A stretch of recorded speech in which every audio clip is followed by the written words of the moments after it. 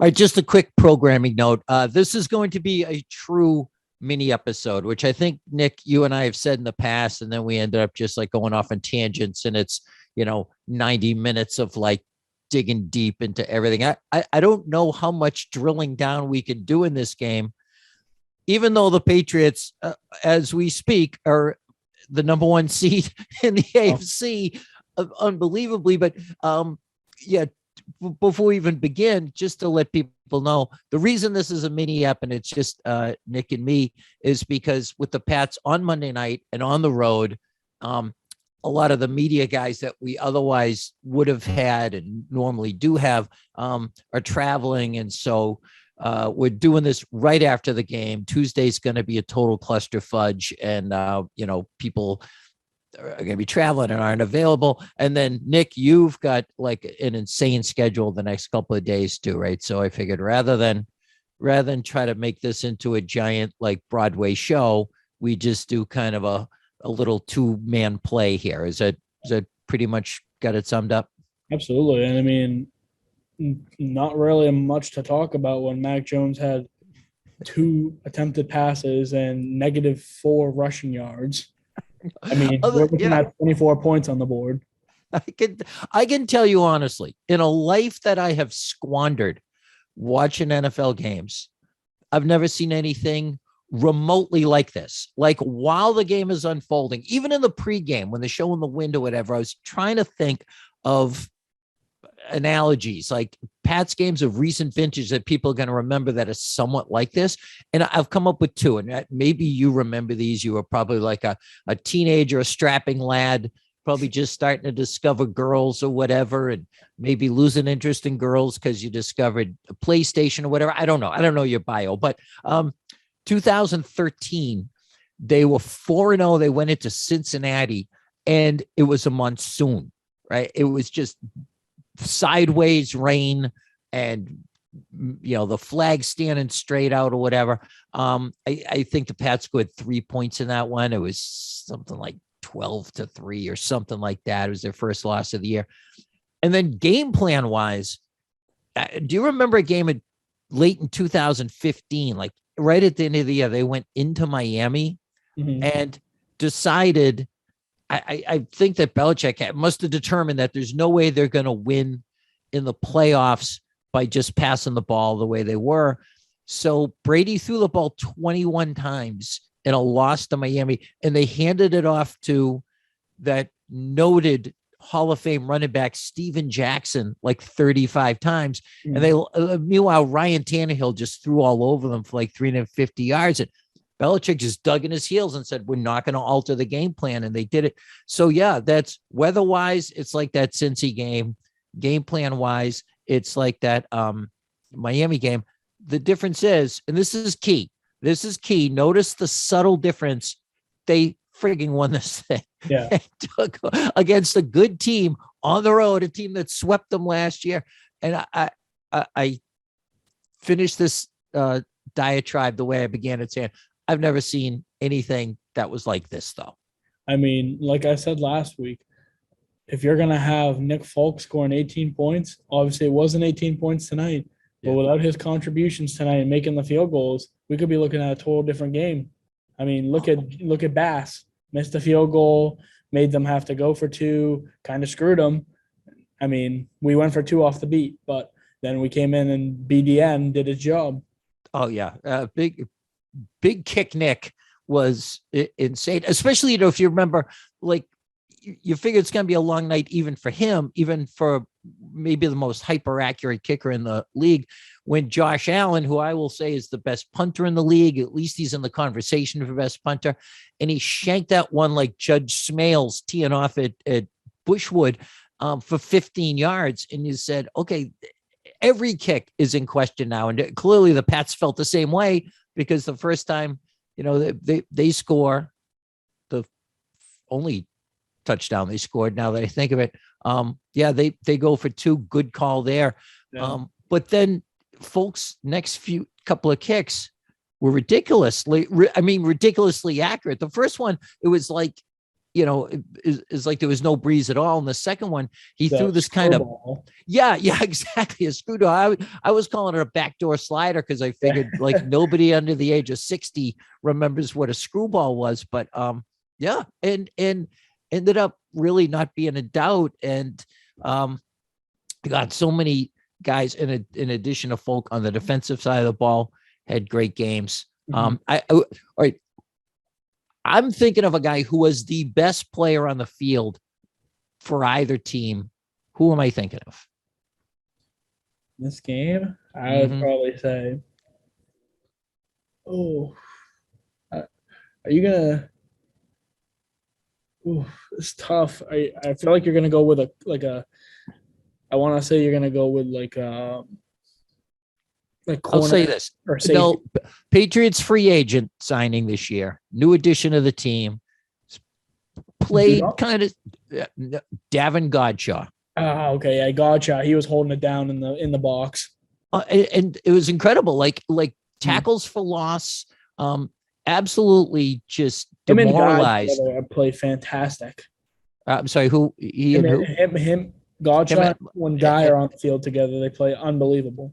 Yeah, and Lawrence Guy threw a loaded box for the most part, but then later on when it became clear that Brian Daboll was not going to hesitate to let Josh Allen throw even into a Category 5 hurricane, that they started playing just Guy and Godshaw. They were just playing 2 down linemen and then kind of flooding zones, and Godshaw still took Morse, the center from the Bills, and just broke him down into his component molecules and disintegrated every one of them by hand. He was just, I right now, you and I don't know the stats of the game. That'll come out shortly after we're done here. But if Godshaw had double digit tackles, I won't be surprised.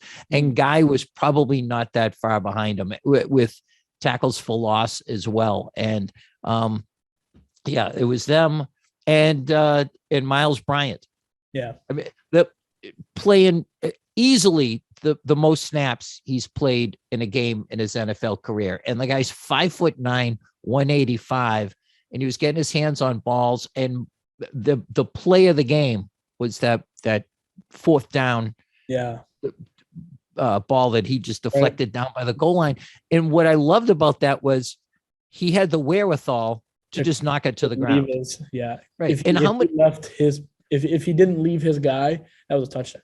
Yeah, absolutely. And I just think like defensive backs, the hardest thing in the world to do is to train them not to catch it, because he could have caught it like one step to the right and that ball's right in his gut. Mm-hmm. But he had the situational awareness enough to know, if I do, then I've got to return it 25 yards up that way. Whereas if I just knock it down, okay, now we're taking a knee and we're burning the clock. Sometimes the glory is not worth it. Yeah, exactly. But you see veterans that just can't give up that instinct in the moment. Like they've spent their entire life like greyhounds chasing a rabbit, and there's the rabbit right in front of them, and it's hard to unlearn that behavior you've been doing your whole life. And he did. And to come off his guy the way he did, and they only had 3 guys in coverage. That was the first zero blitz that they've done, tried the entire game. I don't know that they even sent an extra rusher the entire game. And then they just let it be known, okay, we're doing this on 4th and whatever it was, 4th and 14. Yeah. From about the 24. And my heart sank the play before when Allen got out of that scramble on the 3rd. He almost got sacked and then scrambled and got loose. And I was like, no. And then he threw it right down the right hash. And I was like, thank God. So that's the one that Adrian Phillips broke up on Knox in the end zone. Yep. That in of itself was an unbelievable play, because it was Hightower came in like from the interior, and then Dedrick Weiss was about to finish Allen off, and he did what Josh Allen does, which is escape. And he's capable of making really like boneheaded, forcing the ball into coverage type of plays, throwing balls that'd be smarter to just throw out of bounds.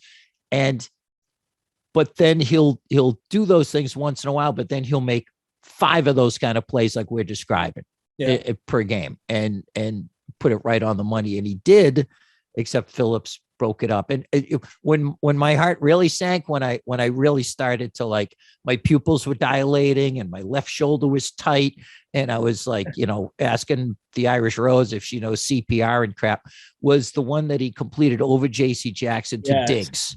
Yeah. Right. You're right. And just going, okay, this is into the wind. And he makes this ridiculous throw, a back shoulder. Jackson was in good coverage, but there's no way you can defend that.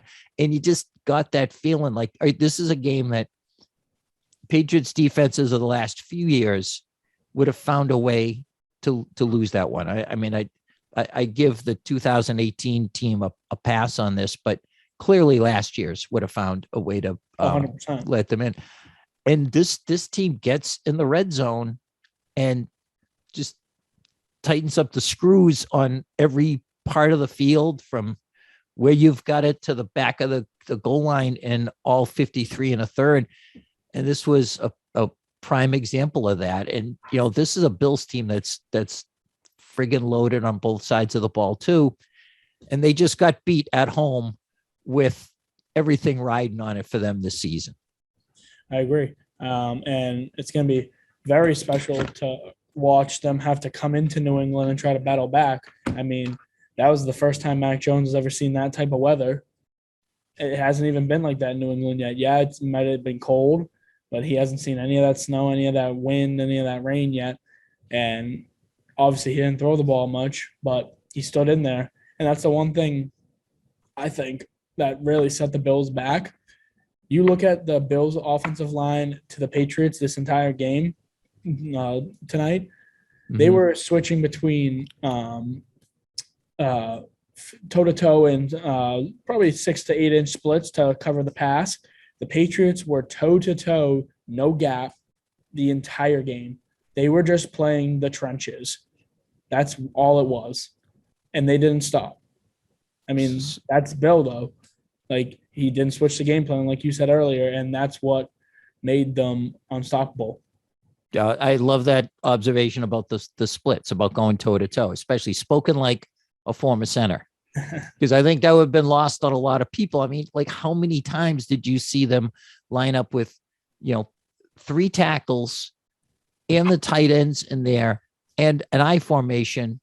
And there's no tricking anybody there. There's no, okay, but we're showing you this look, but we're really going to bounce it outside. Yeah. When you do that, you're just telling the entire world, like, with never mind telegraph. It's like you're texting ahead of time and you're on the app and you're, semaphore and Morse code, and you're going, we're going to run it between the ends. And they were still picking up yards. Yeah.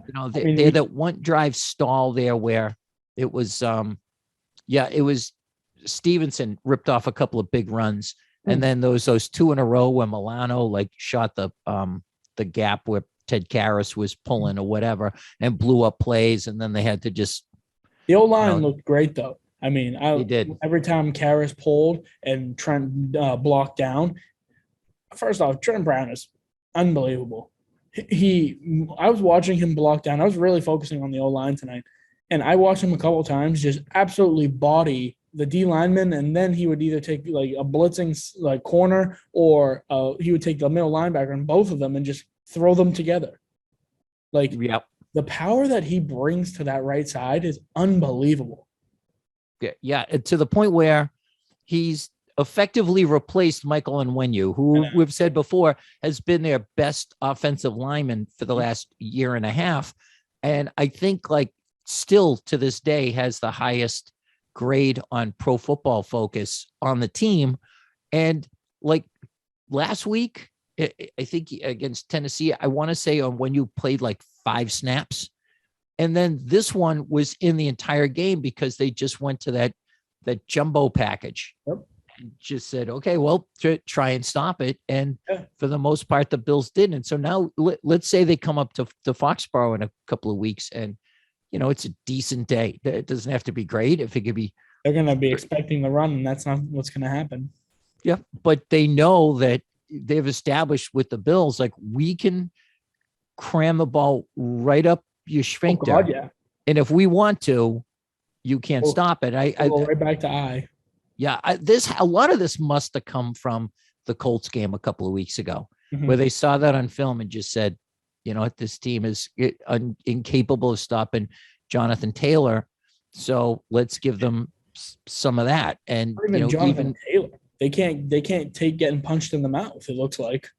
Yep. And in that one play that broke off the Harris touchdown, what was it, 38-yard run? Or was it? So it was like 68. 68, sorry. Yeah. I halved it. But first off, you could have landed aircraft one in that freaking lane where he ran through. Like, there was no one there. Yeah. And that was perfect. It was just a perfect block by, that was another pull by Karras. Yep. And I think Andrews was a couple of steps upfield, and so was Shaq Mason, and they were up in the second level, the two of them. And then Wynn, who I know a lot of people have huge problems with Wynn, and he tends to be the guy who makes an egregious drive killing hold at least once a game or something. Played a clean game, and that was one of those ones where he's knocking the cornerback out to the boundary, and then you got the down block from Nikhil Harry, who we're going to have a talk about. Yeah. And then you get the pulling guard, and Jonnu Smith was throwing some blocks as well. Yeah. Your guy, Jonnu Smith, again, nobody's, gonna look at his receiving numbers in this one. And actually, you know what? No, nobody should look at anyone's receiving numbers. No one should look at any stat whatsoever. If ever there was a game where the numbers don't mean a thing, like, you're really going to have to go to like the analytic sites to have even that's what I'm trying to find right now. I keep looking down because I'm trying to find, I wanted to see how long we had the ball for, because it seemed like in the first half we held it for forever, and then it seemed like we held the entire third. We owned that ball. So I wanted to see the total time elapsed on the offensive side for New England, but I don't think they've released that stat yet. Yeah, there's always some lag time there, and then maybe the NFL.com tends to get these things a little bit quicker than like Football Reference, but it's a game that maybe time of possession you can look at, and maybe rushing yards or whatever, but it's just a game that defies description. And I don't think there's another coaching staff extant in existence, or has been for the last 50 years, that would just have the plums it takes to say, we're just going to run every down until they prove that they can stop us. And there's long been this philosophy. Days. Yeah, exactly. Like, I think a lot of people watching this and just bored. Like, why do I just want to watch this? But it's fascinating to see something you've never seen before. I mean, I'm trying to find like an analogy. If an NBA team just decided to play like a tight defense and run down the shot clock and win, a game 68-65 again or something, I guess that's not fun if you're a neutral observer, but if you're a fan of one of those teams, on some level, you just got to be fascinated. So you're like, can you actually pull this off? It's what we did is we got back to the basics. That's what we did. Well, yeah, the basics from like 1904 Princeton at Yale or something. You know what I mean? It was just like those old Army-Navy games. You never saw one pass in the game. Oh, yeah. Like Doc Blanchard and Glenn Davis, Mr. Inside and Mr. Outside or whatever.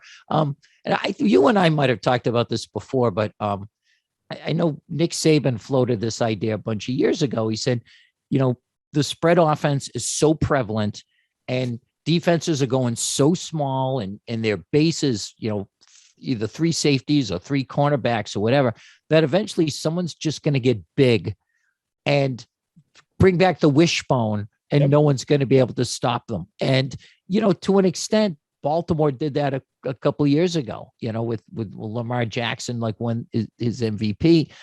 The Patriots are doing that to a certain extent, but still they've got a quarterback that they'd love to have spreading the ball around.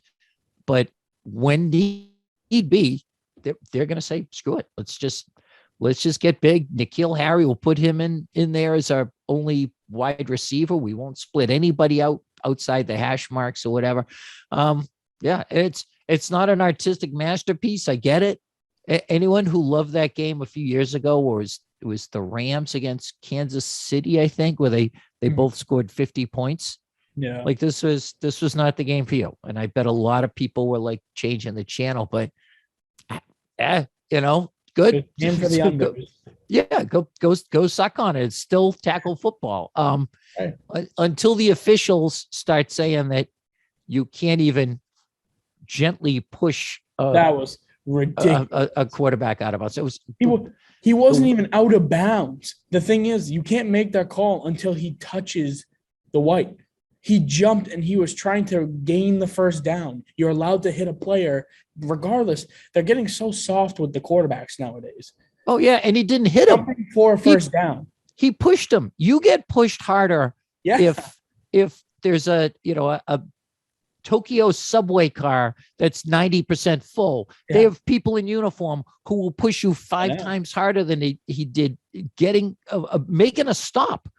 Short of a first down. So that was a garbage call. Terrible. Like I said, the worst call of the season. And so God bless Miles Bryant for the karmic do-over of, getting the retribution on that by making the key play that ended up winning the game at the end, because that was atrocious. The Donta Hightower horse collar, I see where they called it. I think he began trying, like he grabbed him there, but when he finished the tackle, he was not on the collar. But yeah, I get you. Wherever you put it in the beginning, right? I don't know. His right hand was around the waist, and he was on the shoulder pad, but he let go of it. But in a game where they were pretty much letting the guys play, that was one that they probably could have done without.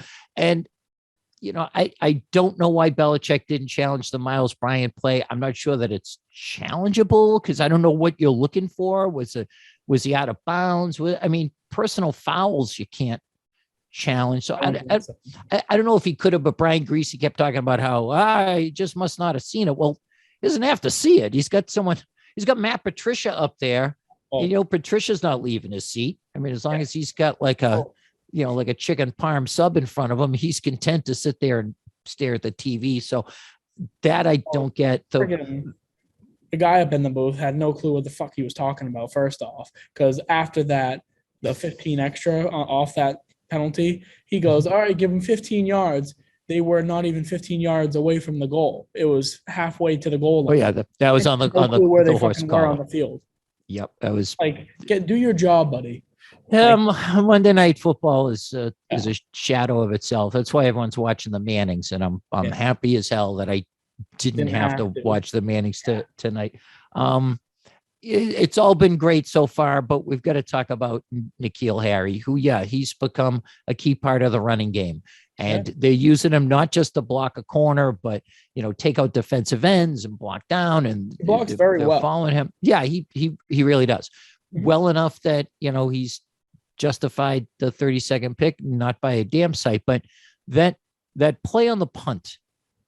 And it's funny because this came up in a conversation like over the weekend, because I have really fascinating conversations. We were talking about when the Giants made it to the Super Bowl the second time to face the Pats, where it was against Green Bay, and guy from Green Bay didn't want to field the punt. So he stood there and watched it bounce. I wish I could remember his name, but I think that's a repressed memory. And watched it bounce off his leg. And it's like, dude, if you're not fielding a punt, it's really simple.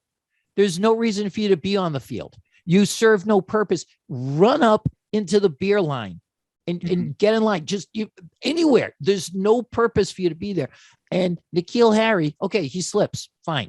I'm sure that ball was knuckling. I saw Gunnar Olszewski in the pregame just tossing a ball up in the air and just trying to catch it.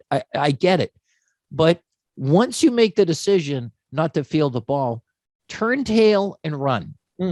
Like, be a coward. No one's going to question you. But he had to stand there and stumble again. and then let it graze off his face mask. You take that out of this, and the Pats are looking at a shutout on the road against the team that has one of the best offenses in the NFL. So just the egregious lack of situational awareness of what to do back there, to the point where I'd rather just have them do one of those things where they don't have anybody back there than have someone back there who doesn't know what he's doing. It's, I'd rather just pull a bullet out of myself in the ER than to have like someone who's never done surgery before. So just the frustration level with him just goes through the roof, in spite of the fact that beyond that, he had a good game, and they had him back on kickoffs too, which is weird to me, but it just shows that it's that time of year where you got to start testing your depth. So it was either late in the first or early in the second. It was that one punt.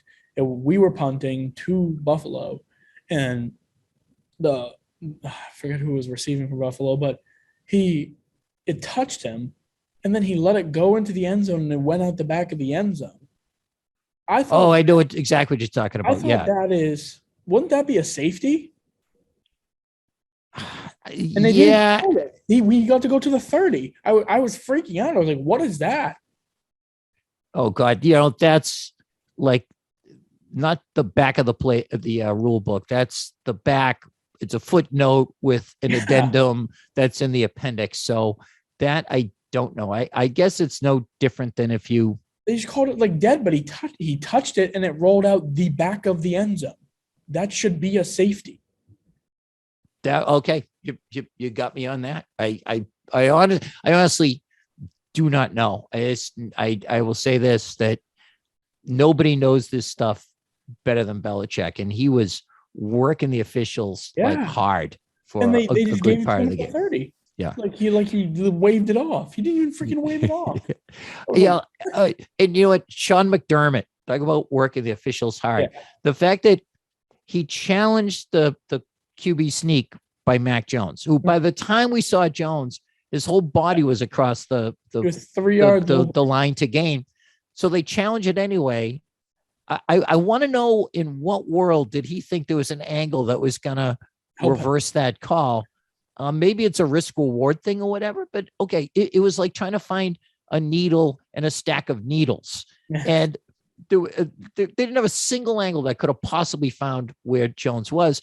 Okay. So you try, it doesn't work out for you. He just kept working the officials afterwards. Like, what does he expect them to do? Like, you challenged it.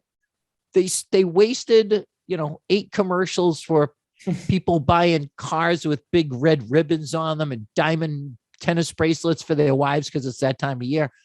Did he think like, oh, well, if you're going to keep arguing about it, to hell with it. Okay, fine. We'll just push it back here. Like, just shut up. I mean, I respect the guy as a coach so far, but I think he's going to show that he's got some of that John Harbaugh bitchiness about him. Like, he may be taking some incentives in for the TV commercial time. He's looking out for the production crew back there. He's taking in a little in the pocket. Oh yeah, we got plenty of that. Like, commercial up there. Like after Phillips makes that stop in the end zone that we were talking about, and it goes to the 2-minute warning. Yeah. And he's hurt afterwards and has to come out of the game. And he's getting mercilessly booed by the Bills Mafia. Like, because he's hurt. I mean, if they're booing him because they think he's faking, then I respect your game right there. But who boos a guy when he's on the ground being injured? But I love those bastards. God help me. I love them so. I also hope our guy Matt Judon isn't hurt at all. He went down too. He did come back in the game. He was on the field for that one that Allen scrambled and threw it into the end zone, which was good to see. Harris coming out the way when he did, and then kind of hobbling on a nice run, and then didn't see the field again. Issues though. Yeah, I guess that'll happen. And the fact is, I don't know that you can have a better time for the bye week. In a perfect world, you always want to take it in the middle of the season. It kind of gives you that break. You recharge your batteries. But when you just go to 9-4, you've won 7 straight games. It's beautiful week. And guess what? Buffalo has to play on Sunday. Oh, so okay. So they get a short week, and they're facing Tampa, if I'm not correct, right? Right. Okay. Tommy So needs to give it to him. and to back up just a little bit, but it's on the same topic. Pittsburgh Yeah, beat, Jesus Christ. a Pittsburgh team that we saw tie Detroit, Mhm. like a team that's looks for all the world like they're playing out the string, that so didn't want to beat Baltimore that the kicker boots one out of bounds to give them the ball at the 40, and they let them march downfield for the score and just go, okay, you know what? We're all sitting at home going, we're asking too much. Yeah. We're asking Pittsburgh to beat a team so that the Pats can leapfrog them. What are we thinking? Like that is a triumph of optimism over experience. And then Harbaugh decides to go for two. What an idiot. Yeah, exactly. If they had tied, say it goes to overtime and nobody scores, they run out of time, Baltimore would still be the number one seed. Oh. That's the insane thing about it. So you get that gift from a guy who hasn't given the Patriots a lot of gifts, John Harbaugh, and then the Pats take care of business against Buffalo. Yeah. And Brady could owe us, certainly owes us one. This would be a nice time for him to have one of it. Oh yeah, this would be a nice time for him to have one of his 4 touchdown, no interception games, and Chris Evans and Gronk go off for like 2 touchdowns each or whatever. Hey, give Leonard Fournette 150 yards and 2 titties. How about that? You know what? Against this Buffalo team, clearly you could do that and then establish that so Brady play actions him to death. So yeah, by the time the Pats play again, that gap could widen. I heard this number today that if they win this game, the chances of it locking up the number 1 seed. And as a reminder, this year, like last year, the only team that's getting a bye week in the playoffs is the 1 seed. Their odds of locking that up are like 46%. And if they lost, it would have been something like 8%.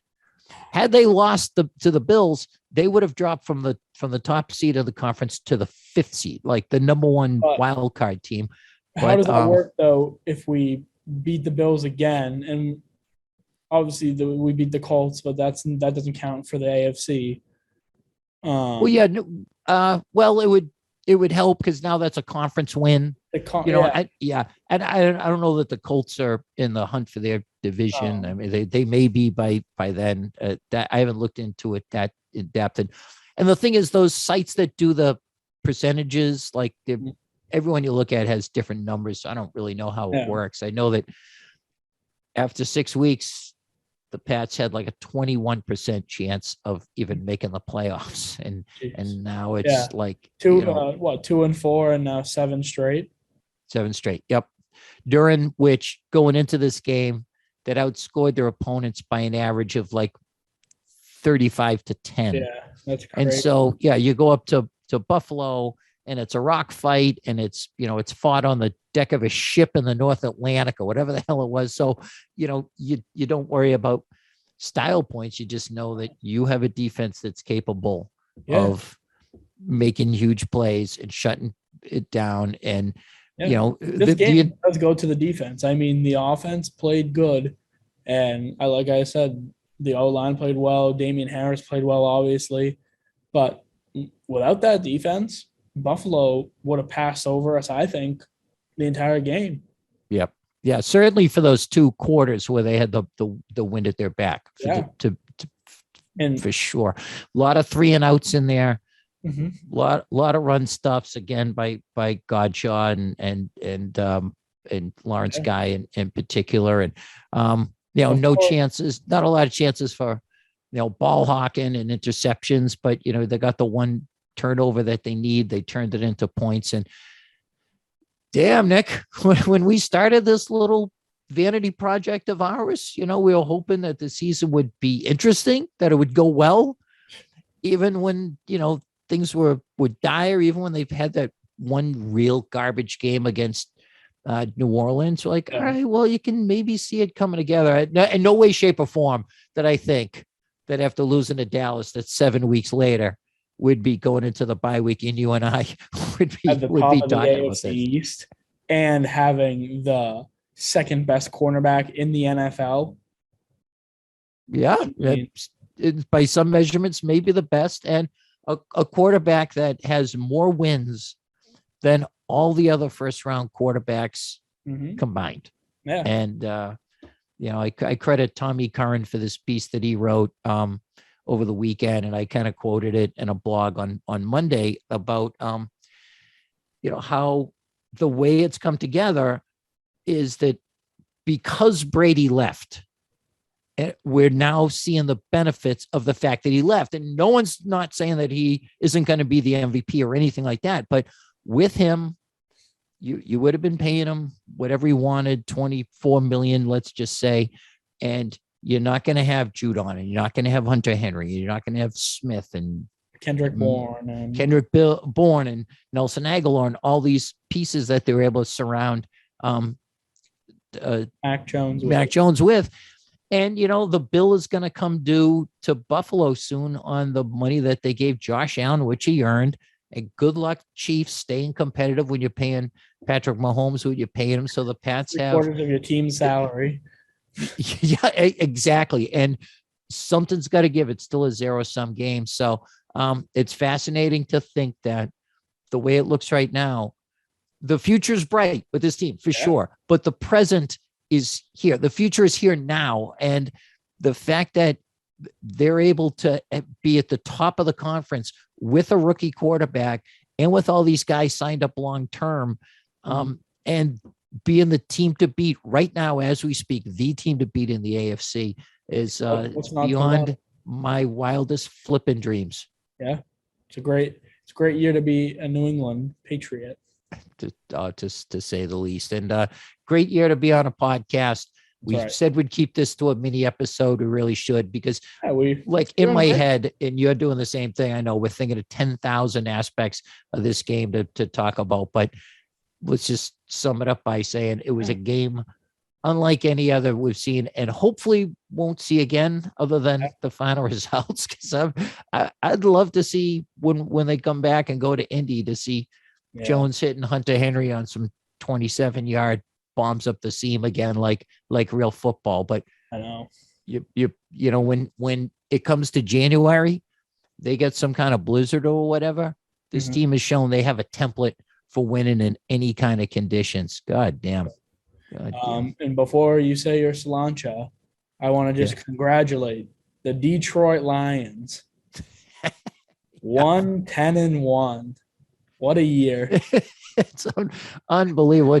Jared Goff's girlfriend. I know. Seeing the video on an SI swimsuit. First of all, SI swimsuit still exists. Oh, okay.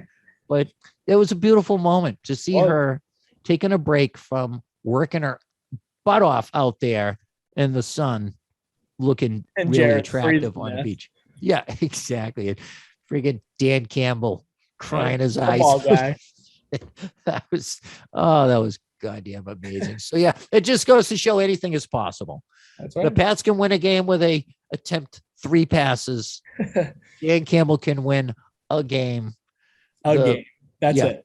John Harbaugh can gift the Patriots a loss when we need it most, and the Pats have a chance to sweep Buffalo. That's right. Go goddamn figure. So listen, I appreciate this, man. We gotta get to bed. We got a long week ahead. We do. Bye week, self-scouting. We got a special guest next week and the week after that. And but it's great. It's great to talk to you every chance we get, buddy. All right. So all right. He's super producer Nick Fasoli. I'm Jerry Thornton. This is the podcast of the top seeded team in the AFC. And I think number 3 or 4 in most NFL power rankings. This is Do Your Pod. Buy some merchandise. Remember to like, share, and subscribe, comment, rate us. We're all about the feedback, right?